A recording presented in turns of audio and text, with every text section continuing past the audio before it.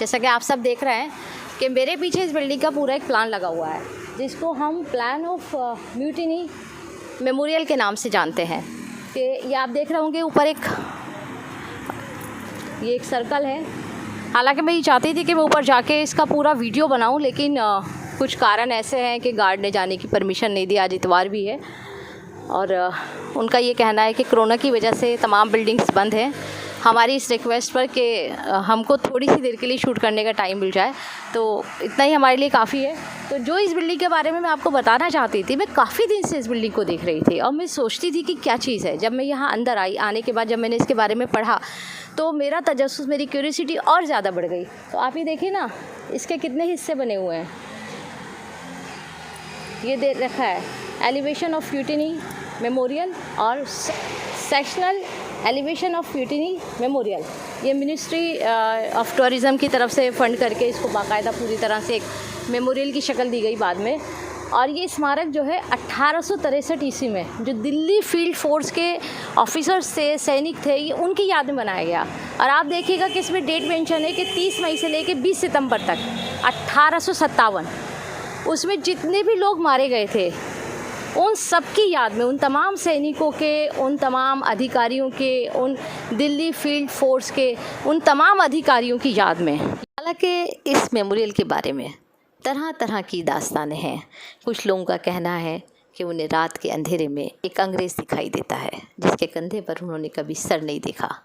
और कुछ लोगों का ये भी कहना है कि जिन ऑफिसर्स की याद में ये मेमोरियल बना है, यहाँ वो रात के सन्नाटे में अतराफ़ में घूमते हैं और लोगों को आते जाते दिखाई देते हैं। खैर, इस बारे में मैं कुछ भी नहीं कहना चाहती। जो कुछ सुना वो मैंने आप तक पहुँचा दिया।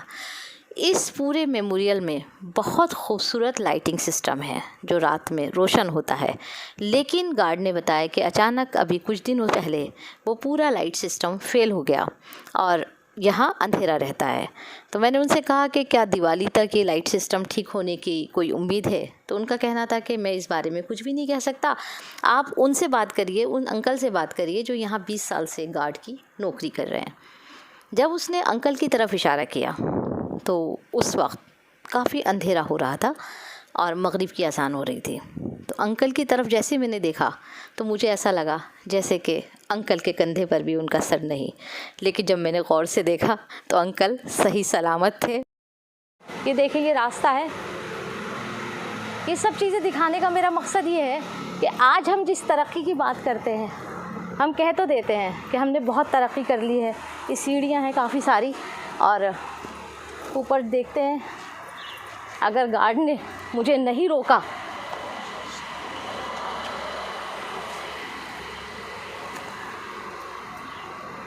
वो गार्ड जो है वो मना कर रहा है, इशारा कर रहा है नीचे से। और कितनी खूबसूरत है ये।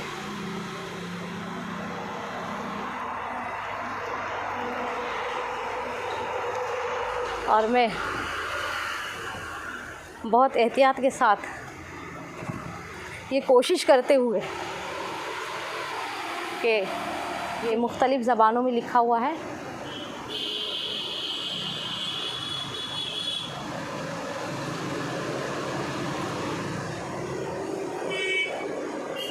जो कम ही इमारतों पर आपको दिखाई देगा। हालांकि ये ऊपर काफ़ी ऊंचा बना हुआ है, काफ़ी ऊंचाई तक बना हुआ है। यहाँ सीढ़ियाँ भी हैं, लेकिन यहाँ जाने की इजाज़त नहीं है। जैसा कि मैंने आपसे पहले ही कहा कि यहाँ के बारे में तरह तरह की कहानियाँ मशहूर हैं। और वैसे भी शाम का वक्त है और गार्ड से बड़ी मशक्क़त के बाद, बड़ी उससे रिक्वेस्ट की हमने, तब जाके उसने वो ये हमारे लिए दरवाज़ा खोला।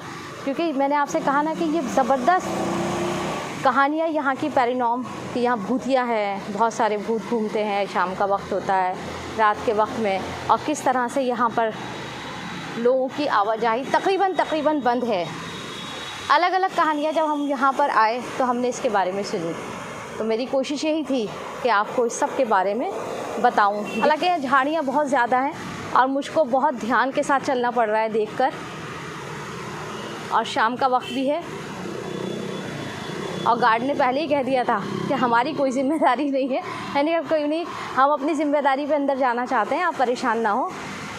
और इस पूरी इमारत के बारे में मैंने आपको पहले ही बता दिया कि किस तरह से तरह तरह की कहानियाँ मौजूद हैं। अगर आप गूगल पर भी सर्च करेंगे तो इसके बारे में आपको एक अलग ही तारीख़ पढ़ने को मिलेगी, एक अलग ही बात आपको सुनाई देगी। और बहुत सारी दिल्ली के अंदर ऐसी इमारतों के बारे में ज़िक्र है जिनके बारे में कहा यही जाता है कि रात के अंधेरे में ये इमारतें फिर से जाग जाती हैं और यहाँ बहुत सारे लोग जो हैं वो लोगों को चलते फिरते दिखाई देते हैं। आपको सुनाई दे रहा होगा कि किस तरह से कुत्तों के भौंकने की आवाज़ भी आ रही है, क्योंकि शाम होते ही यहाँ पर इन सब का राज शुरू हो जाता है। हालांकि रात के अंधेरे में सिर्फ कुत्तों की भौंकने की आवाज़ से ही लोग अक्सर डर जाया करते हैं। और यहाँ के बारे में तो बहुत सारी कहानियाँ मशहूर हैं। और जिन अंकल के बारे में मैंने अभी पीछे ब्लॉग में ज़िक्र किया था, मैं चाहती थी कि मैं उनका इंटरव्यू लूँ, मगर उन्होंने मना कर दिया इंटरव्यू देने से। लेकिन जो चीज़ें, जो बातें उन्होंने इस मेमोरियल के बारे में मुझे बताई, वो अपने आप में बहुत हॉरेबल, बहुत डराने वाली थी। तो एक वक्त मुझे एहसास ये भी हुआ कि कहीं ऐसा तो नहीं कि इस वक्त मैंने यहाँ आकर गलती की। लेकिन फिर मुझे लगा कि नहीं, जो होगा देखा जाएगा, क्योंकि ऐसी इमारतें, मैंने जैसा कि कहा, कि मुझे हमेशा अपनी तरफ अट्रैक्ट करती हैं, खींचती हैं। और दिल्ली के अंदर ऐसी बहुत सारी इमारतें हैं। तो फिर किसी न किसी नई जगह, नए हॉन्टेड प्लेस के साथ, नए ब्लॉग के साथ फिर हाजिर होंगे। तब तक के लिए खुदा हाफिज़।